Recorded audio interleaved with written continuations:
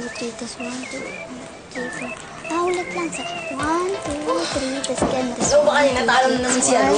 Si Kuya doon. Si marunong eh. Uy! Tubig. Tama yun. Tapos yun. Ayan. Franz, tigil-tigilan mo nga yung kakasayaw mo. Hindi ka naman marunong eh. Di bagay sa'yo. Talaga. Oo nga. Alam mo, mas madaling patay natin yun. Siguro nga. Mas gusto mo. Alam mo, mas mabuti tulungan mo na lang si Nani mag-repack doon. Baka sakaling may pakinabang ka. Tama. Diba? Tama. Kayong dalawa, tigilan nyo na yung kapatid nyo, ha? Tulungan nyo na lang ako dito mag-repack. Kayang-kaya nyo na yun, Nay. Nay, kaya nyo na yan, Nay. Ikaw pa. Uy, ikaw kain ka na. Ano? Makukuha ka na naman. Pahingin muna ako. Pahingin muna ako para mas maganda. Saan yung pangarap na ito? Gusto natin mag-artista. Ang feeling! Nakaya mo ganyan, ganda-ganda eh. Ulitin mo. 1, 2, 3, go! Franz, ano ba? Ang bagal-bagal mo dyan. Kailan mo ba matatapos yan? Tagal ko. Oh, mga anak, merienda! Merienda! Ikaw na paga-kata ngayon. Oo, nasira kasi yung truck namin eh. Kaya napilitan ako umuwi ng maaga, walang biyahe. Kaya huwag natin tinan si Franz. Yung pagkain. Patay. Naku, alam ko na kung bakit ka nandito. Naway ka na naman ng dalawang kapatid, ano? Hindi po. Oo. Oo nga po tayo, promise. Kung mag-alala, bukas na bukas din pagsasabihan ko yung dalawang kapatid mo, ha? Hindi po, kasi hindi naman po talaga nila ako inaway eh. Oo nga po. Bali na. Oh, basta. Meron ako surprise sa'yo. Di ba yan yung palagi mo sinasabi sa akin? Opo, tay. Wow! Ito po yung mga sinasayaw na artista sa TV ah. Oo, alam ko naman magaling ka sumayaw eh. Sigurado ko mas magaling ka pa doon sa mga artista.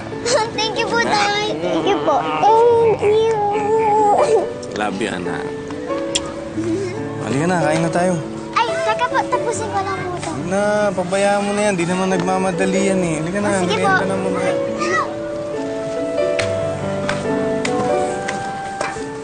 Franz, lumaki kang malapit na malapit sa ama mo. Correct? Opo. Bakit? Bakit sa papa mo, hindi sa mama mo? Kasi po siya yung nakakatulong ko na gumawa ng assignments ko, ng lagi rin niya po kasi akong pinapasyal yung bata ako, kaya naging mas malapit kami sa tatay ko.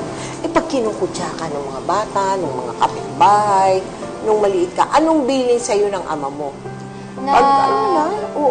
Ano po, huwag daw po akong makinig sa kanila. Yung hindi ako makinig sa ibang tao. Oo. Yung kung ano ako, pakita ko lang sa'yo. Yan. 1, 2, 3. Yan. 1, 2, 3. 1, 2, 3. Uy, Franz, ang galing mo pala sumayaw. Oo nga. Pero nga lang, hindi bagay sa'yo. Mga ganda lang yung nakikita ko ganyan sumayaw eh. Bakit? Maganda ka ba? Alam mo, Franz, kung ako sa'yo, mag-aral ka na lang magluto. O kaya maglaba. Total, doon ka lang naman magaling eh. Di ba? Ay! Ang ginagawa nyo dyan, ha? Inaasar nyo na naman yan si Franz. Kayo talaga, wala kayong magawa, ha? Buti pa, umuwi na kayo. Ewan po, bawal magsinungaling ang bata.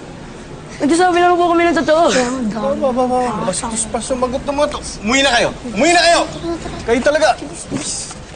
Wala kayong magawa, ha? Salbahing bata to.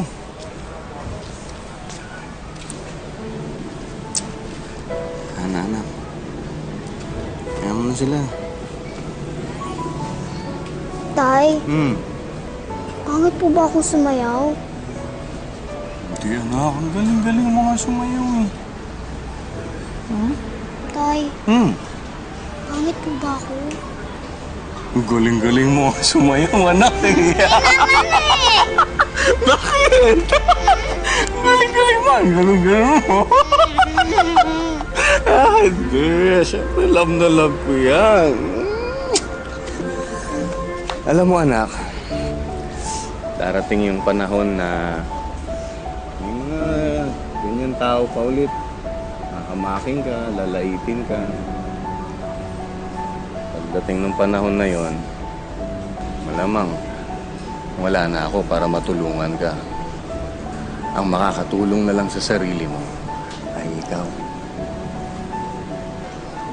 Diba? Oh, paano na nga bala yung sayo mo? Ay, opo. Teka lang, Pai. Oo, turo mo nga sa akin yan.